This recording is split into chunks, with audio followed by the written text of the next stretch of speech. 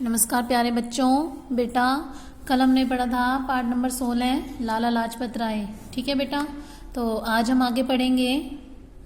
कल तक हमने पढ़ा था कि वो बहुत ही प्रतिभाशाली थे और आर्य समाज के, ऐसा समाज जिसके विचारों का गहरा प्रभाव पड़ा था उनके व्यक्तित्व पर। ठीक है, आगे चलकर वे स्वयं आर्य समाज के प्रमुख नेता बन गए और वकालत पास करने के बाद हिसार में प्रैक्टिस आरंभ की। ठीक है बेटा, आज हम आगे पढ़ेंगे। 23 वर्ष की आयु में आपने कांग्रेस के मंच से पहला प्रभावशाली भाषण हिंदी में दिया। कौन सी भाषा में दिया उन्होंने? हिंदी में। ठीक है बेटा, सन 1905 में, इसको क्या बोलते हैं? 1905 ईस्वी में जो कांग्रेस शिष्टमंडल लंदन गया। शिष्टमंडल होता है बेटा श्रेष्ठ लोगों का समूह। ठीक है, जिसमें बहुत सारे लोग अच्छे, ठीक है, उनका समूह लंदन गया। लाला जी उसमें से एक प्रमुख सदस्य थे। लाला जी यानी कि इसके सदस्य थे कांग्रेस के। लंदन से लौटकर आपने तिलक कौन थे? बाल गंगाधर तिलक जी की नीति का जोरदार समर्थन किया। उनकी नीति थी बेटा कि स्वराज्य ही हमारा जन्म सिद्ध अधिकार है और मैं इसे लेकर ही रहूंगा, तो उसका उन्होंने समर्थन किया था।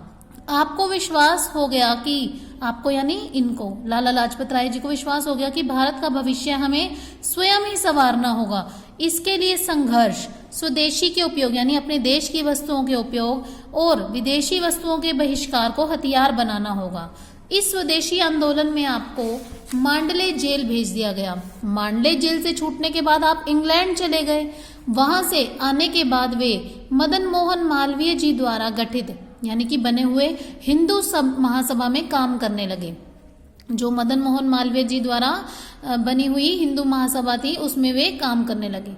1912 में महात्मा गांधी जी द्वारा चलाए गए दक्षिण अफ्रीका के सत्याग्रह यानी सत्य के लिए आग्रह के संदर्भ में आप इंग्लैंड गए। ठीक है, प्रथम विश्व युद्ध के कारण आपके स्वदेश लौटने का आज्ञा पत्र देना ब्रिटिश सरकार ने अस्वीकार कर दिया। तब आप वहां से अमेरिका चले गए। जब ब्रिटिश सरकार ने उनका आज्ञा पत्र अस्वीकार कर दिया यानी मना कर दिया, तो वे वहां से अमेरिका चले गए। अमेरिका से आपने यंग इंडिया पत्र निकालकर भारतीय स्वाधीनता की मांग के लिए विदेशों में प्रचार प्रारंभ कर दिया यानी शुरू कर दिया।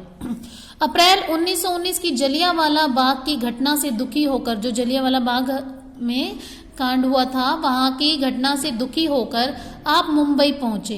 बाद में आपने महात्मा गांधी जी के साथ असहयोग आंदोलन में भाग लिया। असहयोग आंदोलन बेटा महात्मा गांधी जी द्वारा चलाया गया पहला आंदोलन था। 1928 में ब्रिटिश सरकार ने साइमन कमीशन को भारत भेजने का निर्णय लिया, जो भारत के संवैधानिक सुधार पर विचार करने वाला था। इस कमीशन में कोई भी भारतीय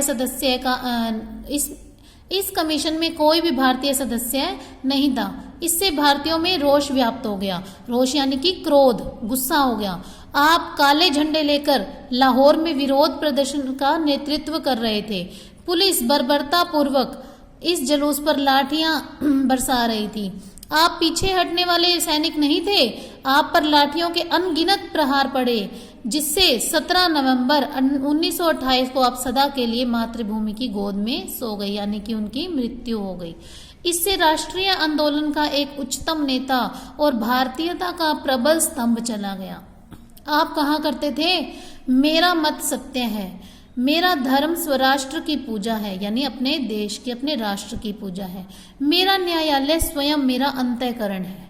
ठीक है बेटा, तो सभी ने इस चैप्टर को पूरा अच्छे से दोबारा से पढ़ना है। ठीक है बेटा।